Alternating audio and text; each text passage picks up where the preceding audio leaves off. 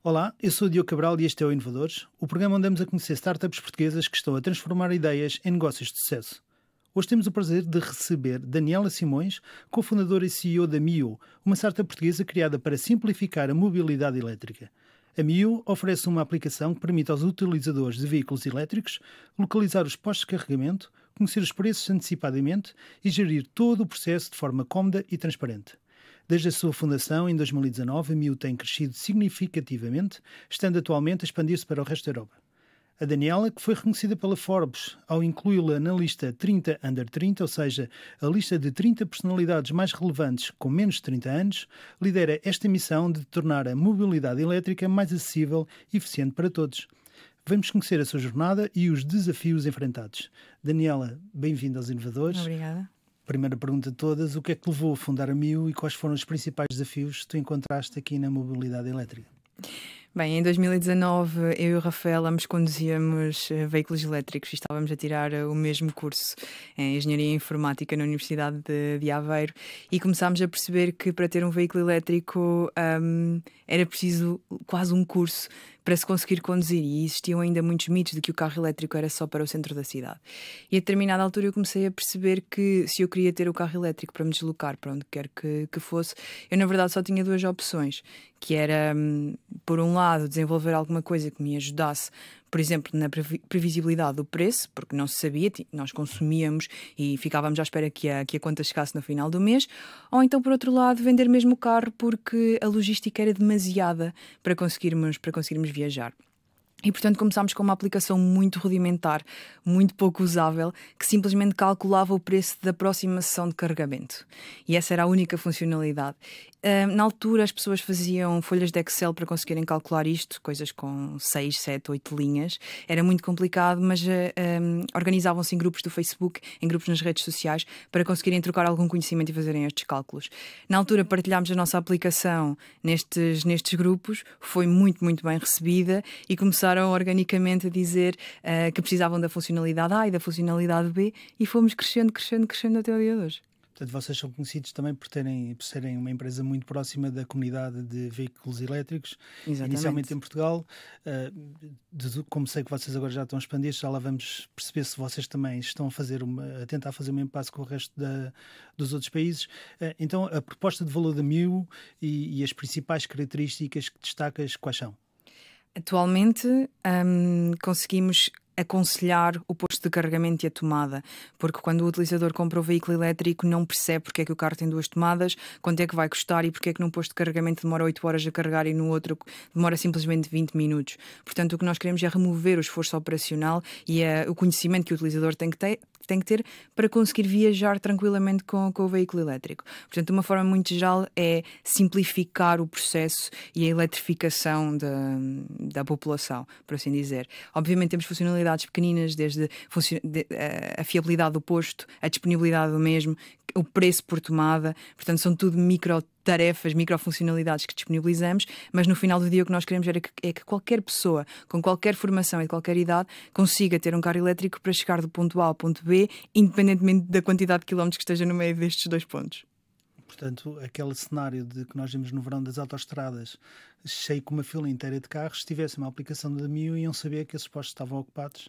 Exatamente, não obstante, a fila pode acontecer na mesma. Claro. A ideia aqui é permitir que o utilizador tenha uma gestão um bocadinho mais otimizada e que escolha um posto para que também, por exemplo, que faça uma paragem para almoçar, para carregar, pode ter que sair da autoestrada, mas se isso compensar em não ter fila e poder otimizar o seu tempo para fazer qualquer outra tarefa, então que a organização seja feita dessa forma. Portanto, vocês neste momento começaram em Portugal, atingiram uma cota de mercado considerável, portanto foram quase com esse chamado efeito Gillette ou efeito qualquer coisa que é quase dominar o mercado em termos de aplicação de carregamentos em Portugal, e em 2022 iniciaram a expansão para a França, a Espanha e agora estão em vários países.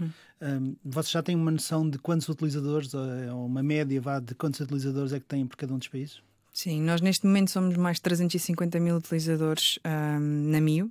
Obviamente, como nós começámos em Portugal em 2019, a maior parte está ainda concentrada em Portugal.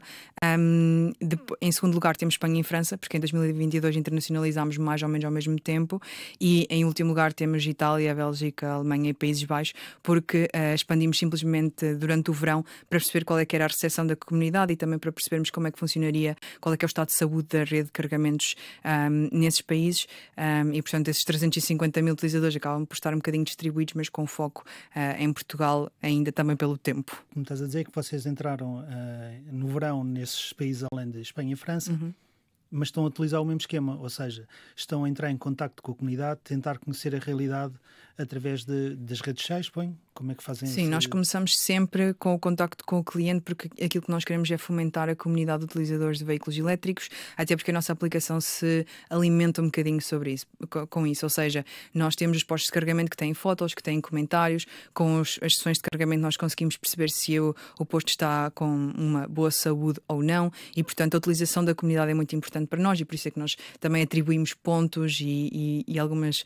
recompensas pela utilização e pela contribuição para a comunidade. Portanto, a nossa ideia é sempre explicar ao utilizador o que é que ele tem a ganhar com carregar connosco, com usar a nossa aplicação, e depois normalmente o que acontece é que uma vez que a comunidade já está muito, muito envolvida com as nossas soluções, começam a chegar às empresas, porque cada utilizador trabalha para a sua, enfim, para uma qualquer empresa, e essas empresas têm outros desafios de gerir a sua frota, de terem um carro que agora é plug-in, ainda não é totalmente elétrico ou já é completamente elétrico, e as empresas têm um sem fim de problemas a resolver, e esses utilizadores acabam por levar organicamente a nossa solução às empresas, e portanto nós começamos sempre pelo utilizador final. Pego na deixa e pergunto qual é o vosso modelo de negócio atual. Portanto, inicialmente vocês começaram quase com uma aplicação só de informação dos postos que existiam. Neste momento, qual é o vosso modelo de negócio? A nossa aplicação é completamente gratuita, portanto nós acreditamos mesmo que a informação tem que ser acessível a qualquer pessoa, e por mais que nós façamos os algoritmos que fazem os cálculos, nós queremos disponibilizar isso para toda a gente, e portanto cada vez que um utilizador carrega connosco está a alimentar aquilo que é o nosso produto. Portanto existe uma margem no carregamento que fica para nós desenvolvermos e mantermos as nossas soluções. Temos também toda uma branch de e-commerce, portanto comprar o wallbox, cabos, acessórios para o carro e tudo mais. Também temos obviamente uma margem, e a única diferença é que em Portugal nós vendemos energia, como eu costumo dizer, a brincar, como mal necessário, mas a verdade é que o que nós queremos fazer é disponibilizar o serviço. Dá-nos um bocadinho igual se vendemos energia ou não, tanto que fora de Portugal nós não vendemos energia e o nosso serviço continua exatamente o mesmo. Quais são as estratégias que tu adotaste para entrar então nestes novos mercados? Quais foram as estratégias que vocês adotaram? Portanto, vocês decidem que querem entrar no país, como é que é o processo de até entrar? Bem, primeiro há toda uma fase tecnológica de disponibilizar esses postos de carregamento, tentar perceber qual é que é a fiabilidade de cada operador e de cada posto de carregamento.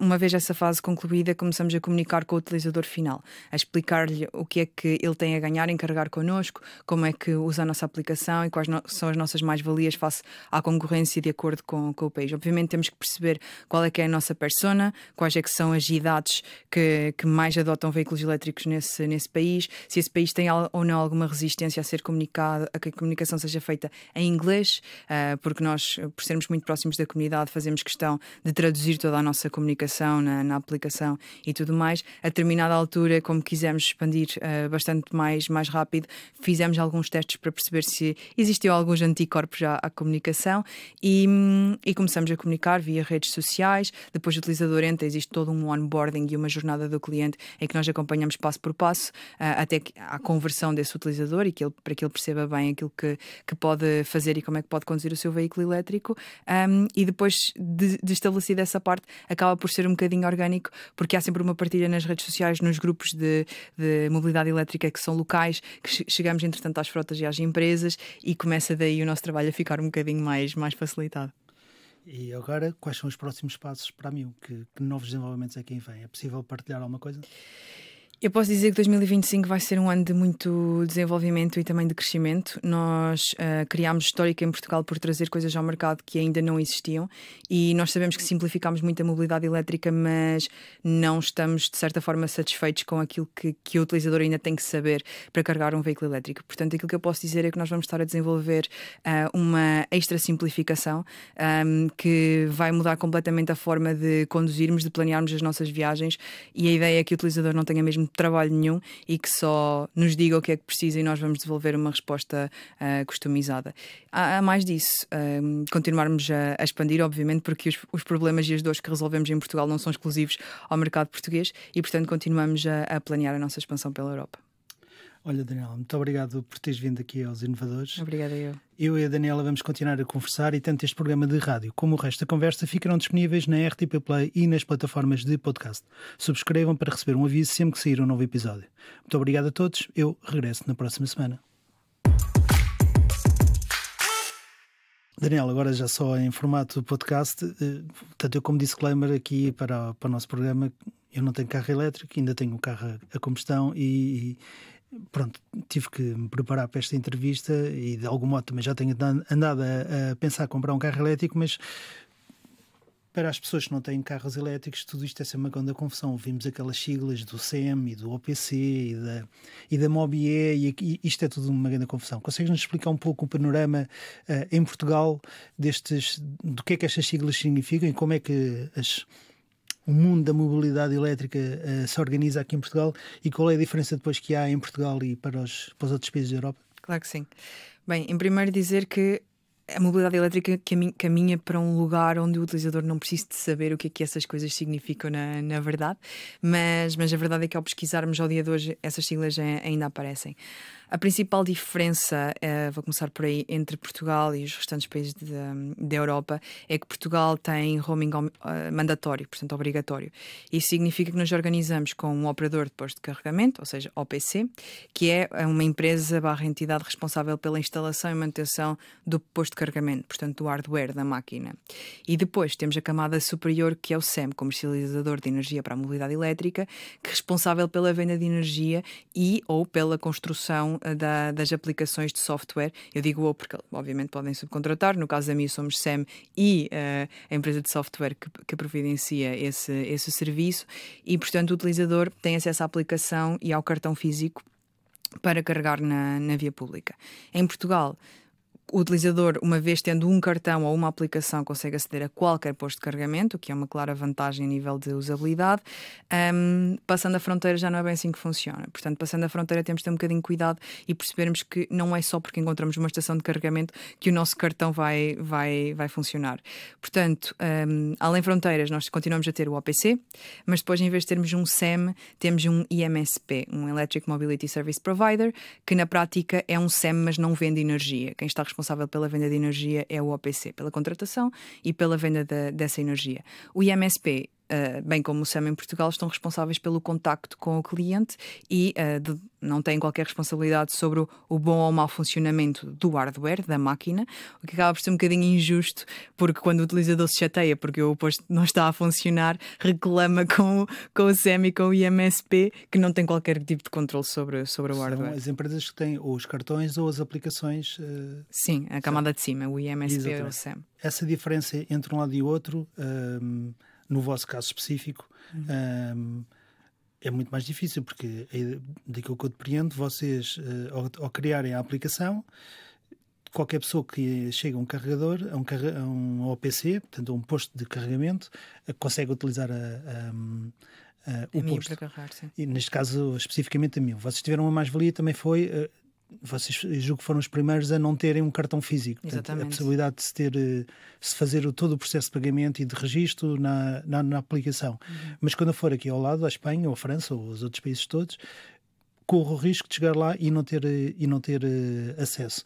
Vocês, como aplicação MIO, neste momento já são obrigados a fazer quase um contrato de 1 para 1 com estes operadores todos, ou com estas empresas todas que têm quase uma verticalidade do processo. Nós quisemos atalhar um bocadinho, ou seja, nós quisemos expandir um bocado mais rápido e termos mais cobertura nos países para os quais internacionalizamos. Então o que nós fizemos foi, fizemos contratos com plataformas de roaming que já existem e fazem esse trabalho de agregação de operadores de postos de carregamento por nós. Obviamente... Plataformas de roaming é tipo a nossa Mobié versão internacional. Exato.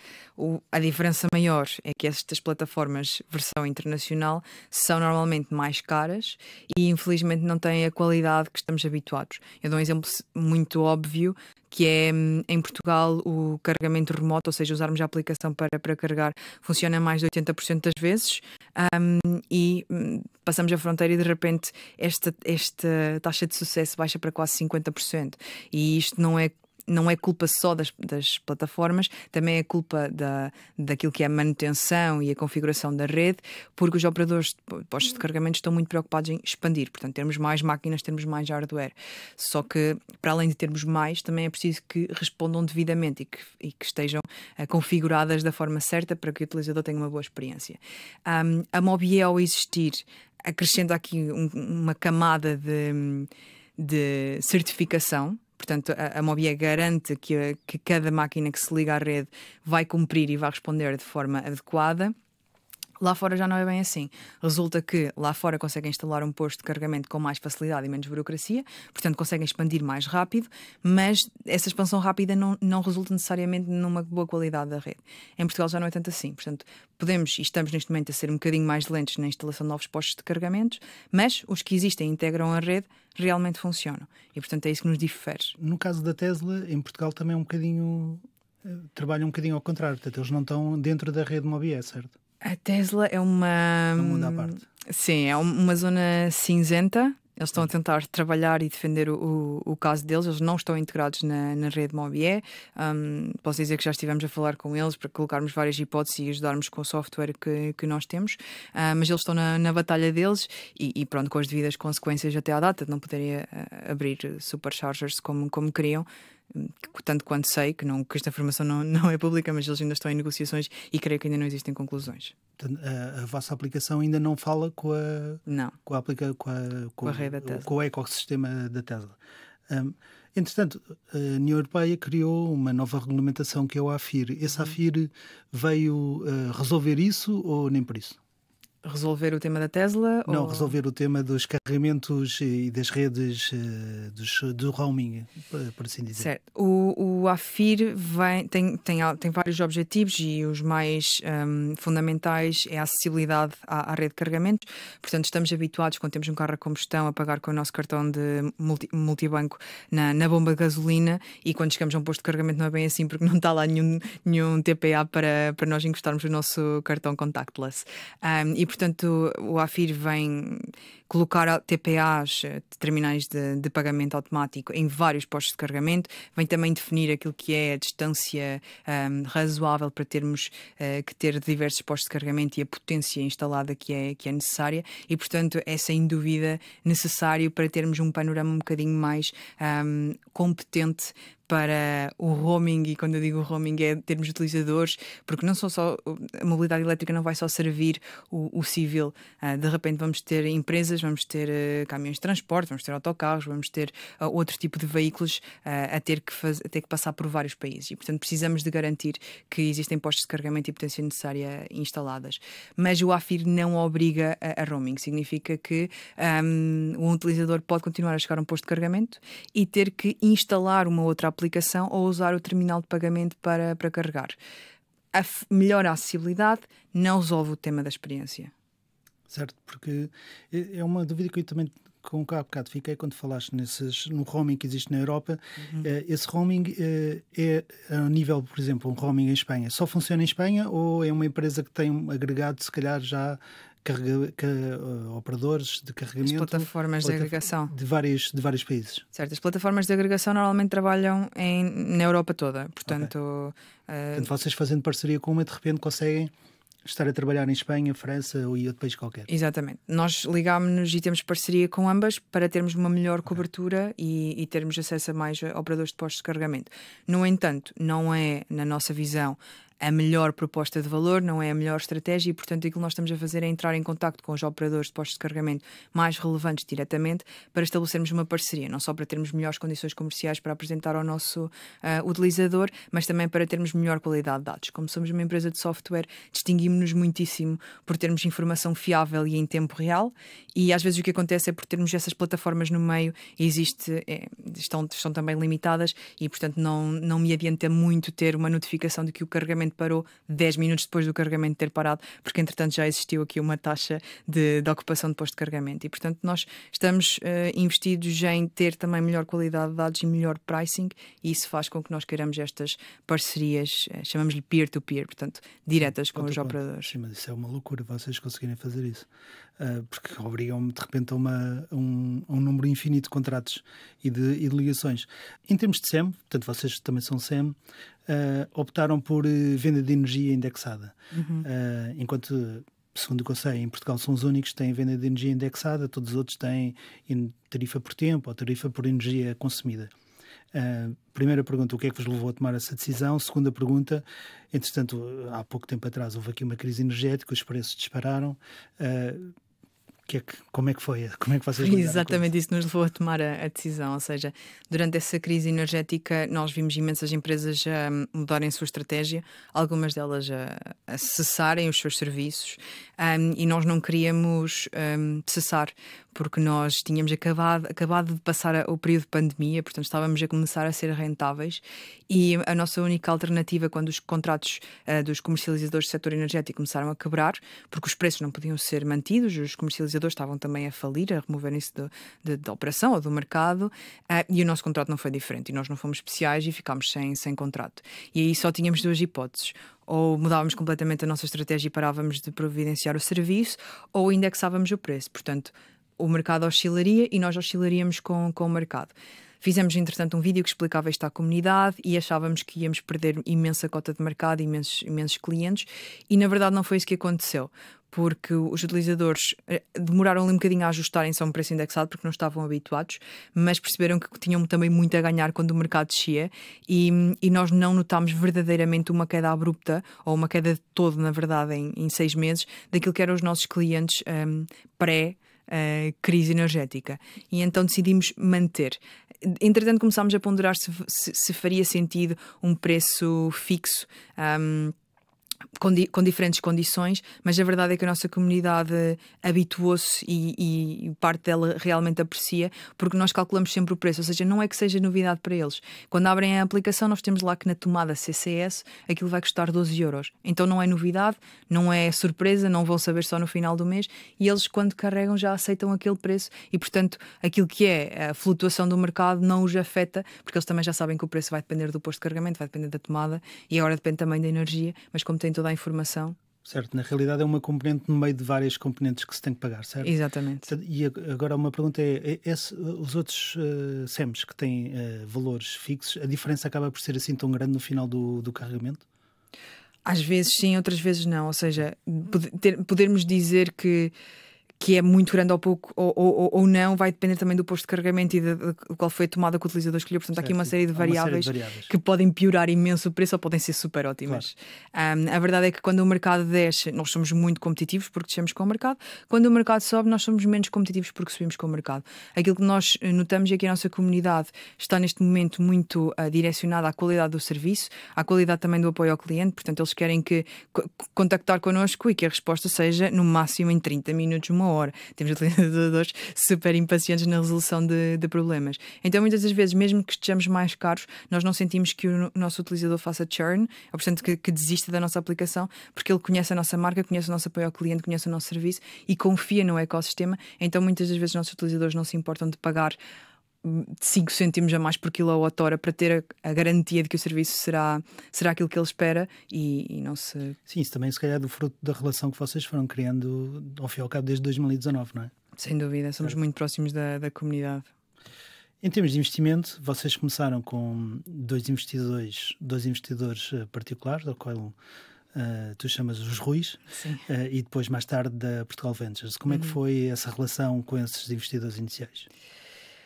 Os Ruis foram, e são até o dia de hoje, os maiores mentores que eu já tive e que nós já tivemos enquanto empresa. Porque foi 2 em 1, foi investidor e mentor que vocês ganharam. Exatamente, e até ao dia de hoje eu brinco que eles acreditaram no projeto e em nós sem grandes dados, porque eu não sabia fazer um business plan, um plano de negócios. Eu tinha uma spreadsheet, uma folha de Excel com alguns dados e uma espécie de pitch, mas os Ruis apanharam-me ali na fase em que eu estava a terminar a dissertação, portanto sabia pouco ou nada do mercado, estava só predisposta a fazer o caminho e a aprender e a fazer crescer a empresa, e eles mentoraram-nos em tudo, em como fazer um business plan, em como fazer um pitch, em como fazer produto, em como organizarmos os processos dentro da empresa, cultura empresarial, tudo e mais alguma coisa, porque tem muito know-how, tem muita experiência e nós acabamos por absorver que nem esponjas, obviamente sempre com a grain of salt, e a colocar o nosso cunho pessoal e a nossa visão, mas fomos mentorados pelos Ruis. Na altura em que decidimos internacionalizar para França e Espanha, precisávamos de investimento, porque requeria um budget para marketing para conseguirmos chegar a um número substancial de utilizadores, e aí entrou a Portugal Ventures, também com mais estrutura, com mais processos. Era um investidor que requeria mais segurança, por assim dizer. Já estávamos num estágio também um bocadinho mais avançado, e foi aí que entrou a Portugal Ventures, e foi uma fase muito, muito interessante de expansão e colocar o primeiro pezinho fora da fronteira, e aprendemos muito. Muito bem, agora, entretanto, esses investidores iniciais fizeram exit, entrou a Repsol, agora sócia maioritária, segundo sei, entregaram-se ao lado negro da força, é isso que me estão a dizer? Não, eu diria que somos infiltrados para tornar a Repsol ainda mais verde. Muito bem, muito bem. Tu foste viver para Madrid agora, certo? Sim. Saíste de Portugal e és uma madrilena agora. Foi esta parceria com a Repsol que te obrigou a viver em Madrid ou foi iniciativa tua? Foi por iniciativa própria, embora não vou mentir que a presença da Repsol em Madrid me é conveniente. Portanto, temos já por vezes reuniões presenciais, e temos também colaboradores que acabam por estar em Madrid, e esta proximidade geográfica faz muito sentido. Uma proximidade a um aeroporto que sai para todo lado também me é muito conveniente.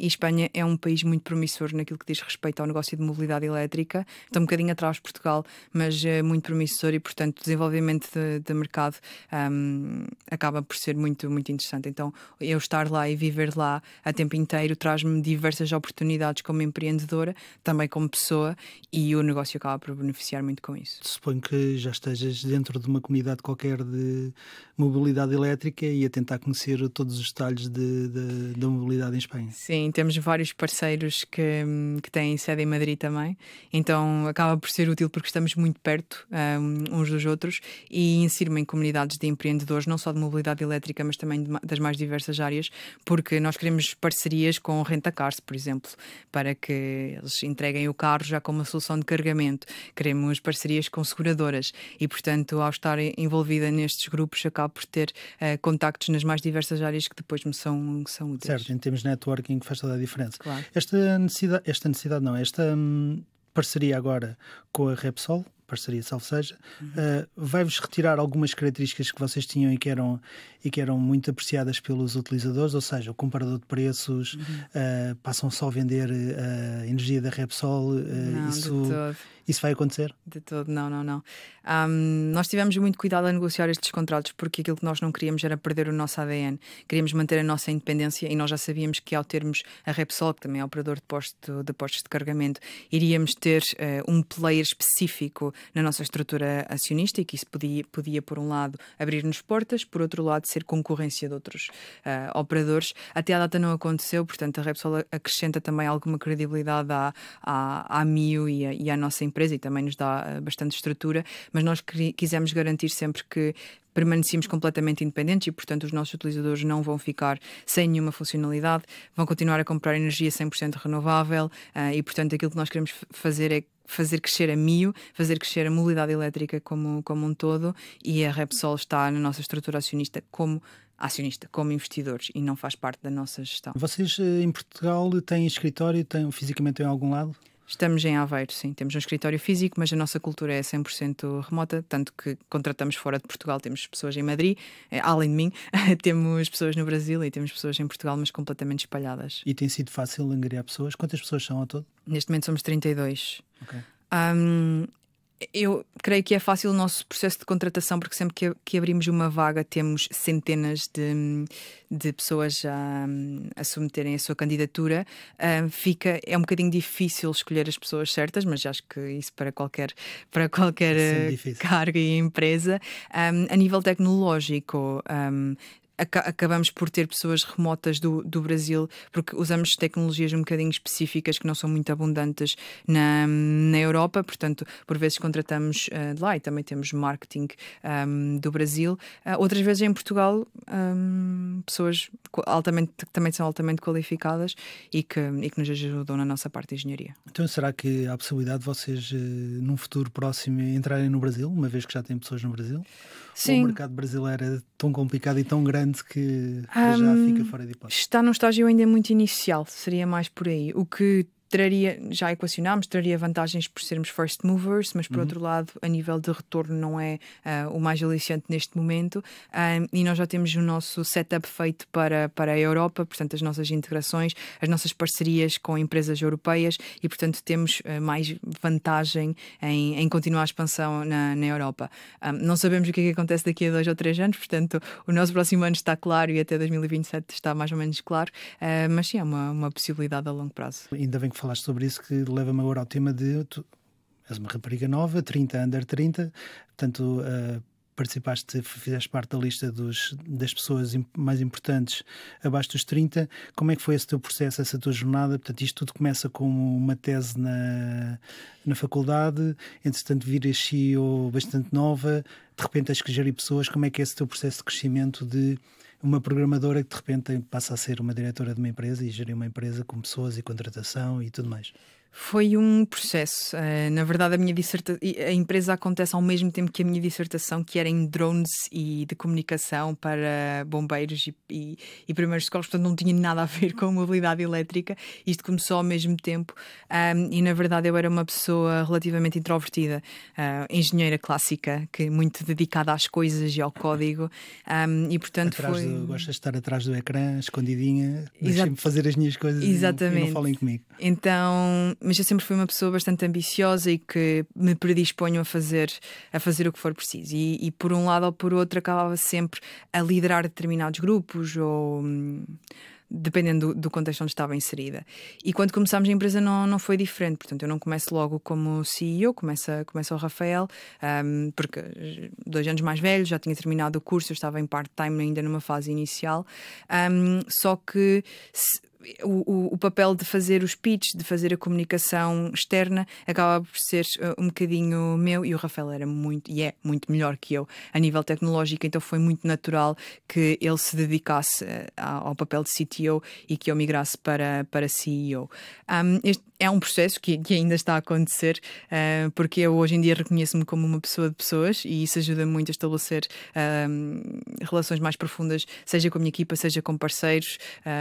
Tenho alguma facilidade naquilo que é a comunicação e colocar as minhas ideias cá fora de uma forma que se entendam, mas realmente foi um processo e eu tive que crescer consecutivamente para um papel um bocadinho diferente, porque quando eu digo que os Ruos nos mentoraram, foi também muito nas pessoas que tínhamos que ser para levar a empresa ao próximo nível, e tenho a certeza que as pessoas que eu e o Rafael vamos ser daqui a 2 ou 3 anos não têm nada a ver com as pessoas que somos hoje em dia, porque como empreendedores estamos sempre muito dispostos a dar o próximo salto, e é uma jornada que não vai ter fim.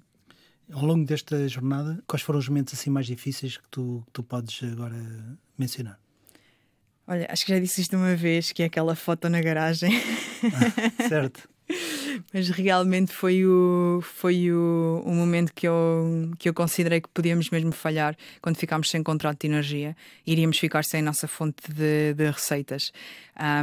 E portanto, quando acontece essa crise energética e os que cessam os contratos, eu acreditei a pé juntos que a nossa comunidade ia desistir da nossa aplicação e de usar o nosso serviço, eu senti-me verdadeiramente sem saída.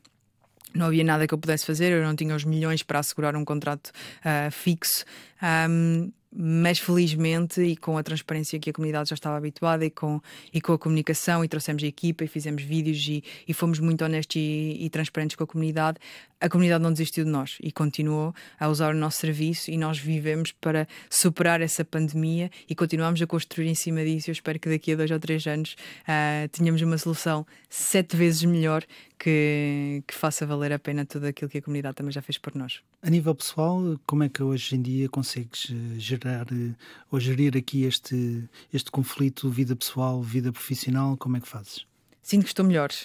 Numa fase inicial, eu e o Rafael, nós não tínhamos muita vida pessoal, porque trabalhávamos até às 8, 9, 11 da noite várias vezes, fins de semana incluídos. Nós chegávamos a mudar as nossas reuniões de board de segunda para sexta, a tentar ter algum fim de semana ali no meio, mas acabava por nunca acontecer porque éramos poucos. Hoje em dia conseguimos delegar um bocadinho melhor. Hoje em dia já conseguimos tirar um bocadinho mais de férias. Aliás, este foi o primeiro ano em que conseguimos tirar 15 dias seguidos de férias e desligar. Portanto, a empresa vai crescendo e nós vamos tendo mais pessoas mais competentes que também já conhecem bem o mercado e que podem preencher aquilo que é o nosso papel durante um determinado período de tempo, e portanto conseguimos delegar melhor e ter um melhor equilíbrio. Mas sendo parte da estrutura acionista de uma empresa, sendo o nosso bebé, sendo a nossa criação, acaba por ser bastante difícil desligarmos daquilo que são todas as inovações que nós queremos trazer, dos produtos que estão a acontecer, às vezes os problemas que temos que resolver, mas creio que com o tempo e com a experiência começamos a conseguir dividir um bocadinho melhor as águas. Olha, Daniela, muito obrigado por teres vindo aqui ao programa. Obrigada. Foi um prazer ter-te aqui. Muitos parabéns e muito sucesso na vossa caminhada. Para quem esteve a ver-nos e ouvir-nos também desse lado, muito obrigado. Já sabem, sigam-nos nas redes sociais e nas diversas plataformas de podcast. Muito obrigado a todos. Até ao próximo episódio.